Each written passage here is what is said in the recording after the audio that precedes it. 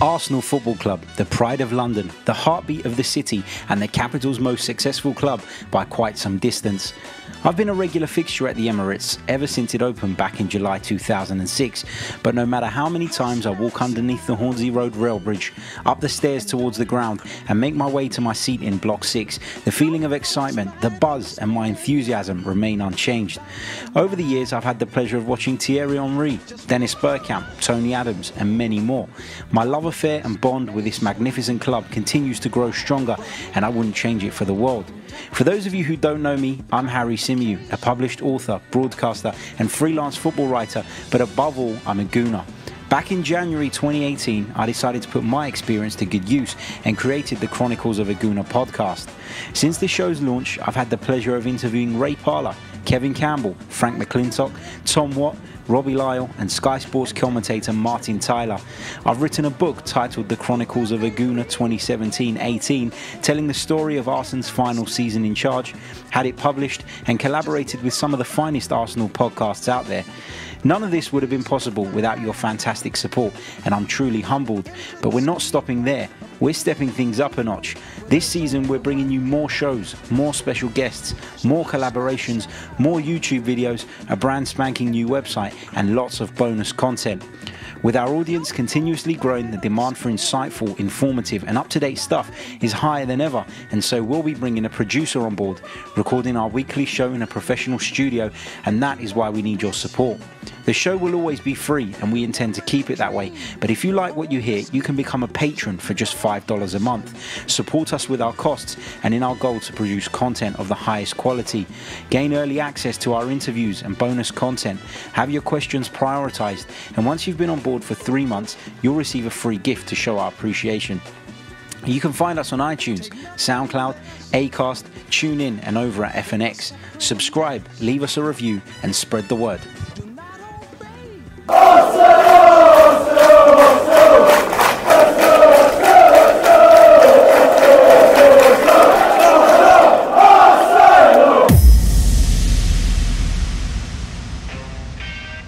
Hello and welcome back to the Chronicles of a Gooner, brought to you by Loserpool.com. I'm your host Harry Symeou, and on this bonus edition we'll be looking ahead to the Gunners' trip up to St James's Park this coming weekend. It's a 3 p.m. kickoff this coming Saturday. Right, we're going to do things a little bit differently this time around. I've got a special guest this evening. It's none other than football journalist and Newcastle United fan, Harry De Cosimo. He'll be joining me on the line to give us the lowdown on this week's opponents. Once both of us have run through our preferred lineups, we'll be selecting our Loserpool picks of the week.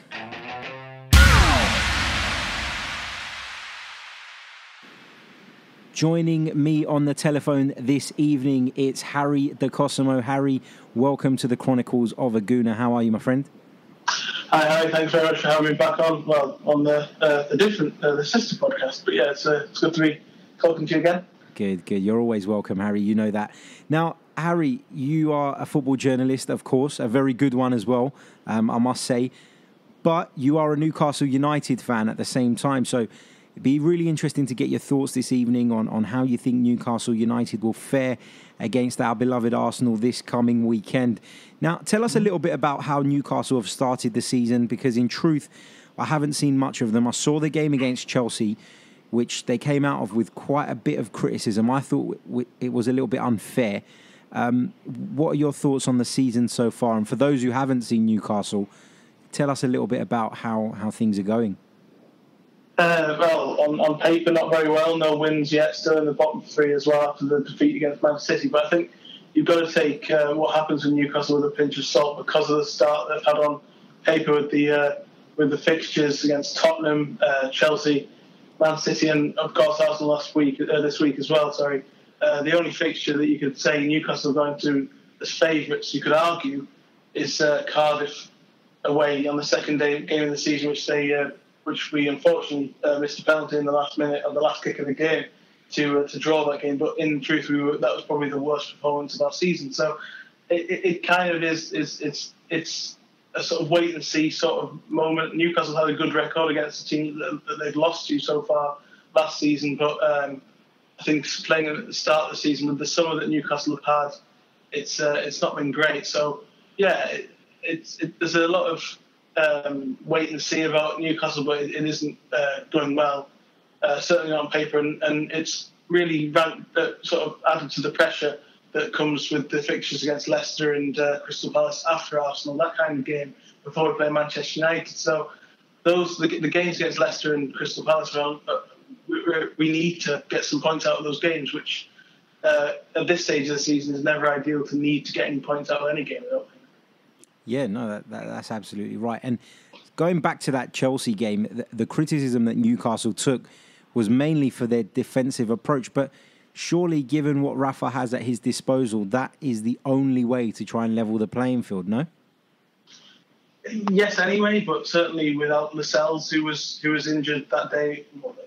There's rumours about a bust up with Rafa in the training the week before. No Shelby as well, and obviously no Kennedy because he couldn't play against his parent club. So if you take probably the three best players out of any team, then they're going to struggle. But out of a team that's lacking quality on paper like Newcastle are, then that's the answer anyway. Having said that, Rafa would have probably played with the same. I'm not sure he would have got 5 at the back, but I think he would have played with the same caution against Chelsea as he did as he actually did. But because that's just the way he is. But I think where the criticism really falls down is the fact that Newcastle had a fantastic record against the bigger sides that he had that attitude against last season. Beat Chelsea, beat Manchester United, beat Arsenal as well, drew with Liverpool, only narrowly lost to Manchester City. I think something that needs to be remembered with Benitez is that he takes pride in the goal difference, not just pride, but he views goal difference as a way of getting almost an extra point if need be towards the end of the season. Because Newcastle, although it ended up not mattering in the end, because we finished 10th, for long periods we were embroiled in a relegation battle and we always had better goal difference. So it reduced the risk of us getting relegated anyway. And I think that needs to be taken into account. I think the people who are actually criticising Newcastle for that are more interested in the entertainment side, thinking about it from a neutral's point of view. And of course, it's not very entertaining to watch. But Rafa, quite rightly, couldn't give two hoots about that. Yeah, and that's rightly so. You know, if he keeps you guys in the Premier League, given that he's not been given the funds that he should have probably had from a club the size of Newcastle, the whole Mike Ashley thing is a whole other story. It's not a can of worms that we're going to open now. But obviously, Rafa Benitez deserves a lot of credit, in my opinion. He's actually one of my favourite managers in the Premier League, has been for a long time. And it goes back to when he called out Alex Ferguson with his piece of paper and told him about the facts. It goes all the way back there for me. Rafa's a fantastic manager. Harry, what can Arsenal expect when they come to St James's Park? Do you think we'll see more of the same, a low block and looking to try and frustrate us and maybe get something on the break? Definitely a low block, but I'm not convinced. Certainly if Shelby and Richie are back, I'm not convinced it'll be quite as low as it was against Chelsea with the 5 defenders. I think the attitude will be the same, as I said, but perhaps there will be a bit more going forward than there was. Obviously, Kennedy will be back as well. I think should expect to see what you saw last year when you came to St James's Park, sitting deep in the first half, allowing you to get into the game. You took the lead in that game, but keeping ourselves in the game till half time, and then I know we actually equalised, and then pushing on after that and getting the win. I think that's what he'll aim to do, because from his point of view, it isn't broken, so why fix it? Yeah, that's right. Harry, how do you expect Newcastle to line up on Saturday? Again, it depends completely if Shelby and Richie are fit. They've both been training this week, but if let's say for argument's sake that they are, then I expect Dubravka in goal, probably Paul Dummett and Lascelles. It's a flip between Shah and Fabian Shah and Federico Fernandez at the moment in the other centre half, with Florian Lejeune unfortunately out with a knee problem for a number of months. DeAndre Yedlin will be at right back. Diame and Shelby, as I say, if fit, will be in centre midfield. Left midfield will be Kennedy. right midfield will be Richie and probably Perez, perhaps Yoshinori Moto, but I don't think that Rafa will risk him for his first Premier League start in a game like Arsenal behind Solomon Rondon. And I think that's going to be, so as I say, that's effectively the same way that he set up last year in April, but with just different personnel. And I actually think we're stronger on paper now than we were then, but I think also that Arsenal are as well. Yeah, I mean, it's no secret that Arsenal have had some defensive frailties this season. That's been shown up in the last 4 games or however many we've played this season. I expect Arsenal to line up with Petr Cech in goal. I don't think he'll be dropped. I know plenty are calling for Bernd Leno to come in. But for me, Petr Cech hasn't done a whole lot wrong. I think he's been asked to play in a way that's alien to him. And I think playing from the back the way Emery is asking his team to do always comes with an associated risk. I've said it before. We've seen better goalkeepers with the ball at their feet make mistakes playing that way. It's just the way it is. If you want to play that way, you have to accept that to some degree. I think it'll be Bellerin at right back, Monreal at left back, Socrates and Mustafi in the middle. I expect Granit Xhaka to start in the midfield. And I expect Lucas Torreira to come in. You know, we heard some reports over the weekend that he was substituted playing for Uruguay in a friendly with a slight calf strain. It's since been said by Unai Emery that he's actually training, so it seems it was just a precautionary substitution. But I expect Xhaka and Torreira to get a go together in the middle of the park, and I think that could be a fruitful combination for Arsenal.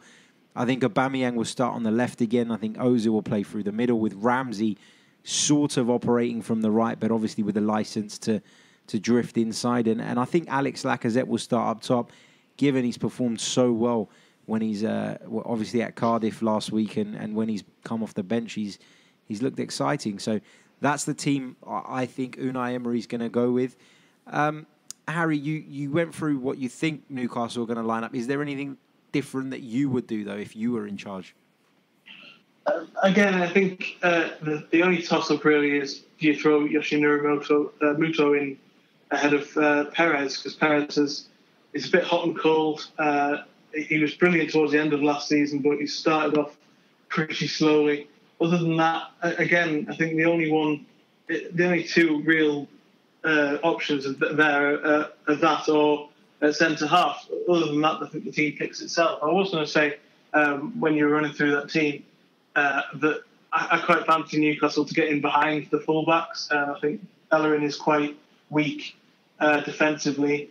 Monreal doesn't have particularly good pace, but the problem is he's coming up against Richie. But I am really quite afraid of Aubameyang playing on the wing and Lacazette playing up front, because the first time that actually happened was at St James's Park last year, and it looked very, very good in the first half particularly. So I do kind of fear. I think if you don't fear Aubameyang, you don't understand football, to be honest, because I think he's fantastic. I think he's brilliant. Yeah. But yeah, I think there's an obvious weakness in that team that you mentioned, but there's a frightful strength as well. That's right. Now, Harry, it's time to put your neck on the line. In terms of prediction, what are you going for? I think it'll be a draw. I think Newcastle will take that. I think Rafa will just want to get another point on the board. I don't think Newcastle are confident enough to win, but I do think we'll score. I think it'll be a 1-1 draw, if I'm honest. Okay, I'm going to go for an Arsenal win. Of course, I'm going to go with 3-1. I agree with you. I think you'll score, looking at the way our defence has been shipping goals this season so far. So, yeah, I'm going to go with Newcastle to score, but I think we'll just have too much firepower for you, if I'm being honest. And it goes back to what you were just saying about Lacazette and Aubameyang. I think that front 2 are frightening, and if Ozil has a decent game, and can pick out the right passes, then I think we can get in behind Newcastle. And if not in behind, then we can play in front of them and carve the opportunities out. So that's my prediction. Now, the Chronicles of Aguna is sponsored by Loserpool.com, which is a fantastic betting game. It's a football game. You go on the website and you basically create a pool with your friends, or you can play against all the other competitors, and you basically choose a team to lose in the Premier League from week to week. Now, Last week I went with Newcastle because they were, of course, away at the champions Manchester City. So I'm still in the game. Looking at this week's fixtures, which are Tottenham, Liverpool, Bournemouth, Leicester, Chelsea, Cardiff, Huddersfield, Crystal Palace, City, Fulham, Newcastle, Arsenal, Watford, Man United. And then we move into Sunday, Wolves, Burnley, Everton, West Ham. And Monday's game is Southampton, Brighton. It's a difficult one because, as we were saying off air, Harry, you normally go with the team that's playing Manchester City. But I'm going to do something a little bit different here. I'm going to go with Cardiff, who travel to Stamford Bridge this weekend. That's going to be my pick. I think they're quite poor, to be honest. I think Arsenal made them look better than they actually are last week. So, yeah, I'm going to go with a Cardiff defeat there. So that's my pick. Looking at that, Harry, who are your pick to get stuffed this weekend? I've got two. I think it'll either be Fulham, as you said. Whoever plays Manchester City, particularly at the Etihad Stadium, is unlikely to get a result. I mean, Newcastle, as you said, you picked Newcastle last week, and it took all of our might to just narrowly lose. I think Fulham are a better team on paper than Newcastle, but I also think Man City will be stronger. I'm tempted to go for West Ham, but I think if I do, then it'll come back to bite me. So I think I'll stick with Fulham. Yeah, I think I'll go with Fulham. I think West Ham at Everton's a tough one, but yeah, I think I'll go for Fulham just because of the strength of Man City. And you expect after a little break that they'll be back to their best after a couple of tougher performances. Yep. Not a bad shout, Harry. Not a bad shout. Guys, don't forget to head over to loserpool.com and check that out. Harry, do you want to let our listeners know how they can follow you on social media and keep up with the fantastic work that you do? Yeah, I'm on Twitter at Harry DeCosmo, so everything's there, all my articles, various different aspects of my work's all there. So yeah, Twitter is probably the best way to go. Good stuff. Harry, thank you so much for joining me this evening. Sorry. And I would say good luck, but I don't mean it. Yeah, may the best team win. I'm not sure we will, but, you know. No worries, Harry. Thank you very, very much. Cheers, thank you. That brings us to the end of this week's preview show. My thanks to Harry DeCosimo. If you want to tweet us your preferred lineups and, of course, your predictions, please do so at Chronicles_AFC. And we'll be back next Tuesday with episode 26.